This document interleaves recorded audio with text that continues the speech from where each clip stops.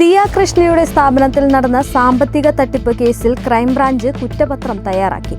ജീവനക്കാർ 30 ലക്ഷം രൂപ തട്ടിയെടുത്തതായി കുറ്റപത്രത്തിൽ വ്യക്തമാക്കുന്നു.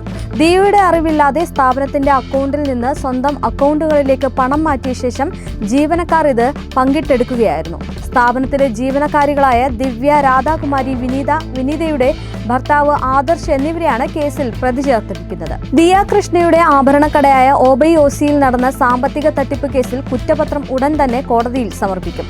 കടയുടെ QR കോഡിൽ കൃത്രിമം കാണിച്ച് 3 ജീവനക്കാരികൾ പണം തട്ടിയെടുത്തു എന്നായിരുന്നു കേസ്. കേസ് രജിസ്റ്റർ ചെയ്തതിന് പിന്നാലെ ജീവനക്കാർ ദിയ കൃഷ്ണയ്ക്കും പിതാവ് കൃഷ്ണകുമാറിനുമെതിരെ തട്ടിക്കൊണ്ടുപോകൽ പരാതി നൽകിയിരുന്നു. തുടർന്ന് ഇരു വിഭാഗങ്ങളും തമ്മിൽ രൂക്ഷമായിട്ടുള്ള പ്രത്യാരോപണങ്ങൾ അരങ്ങേറിയിരുന്നു.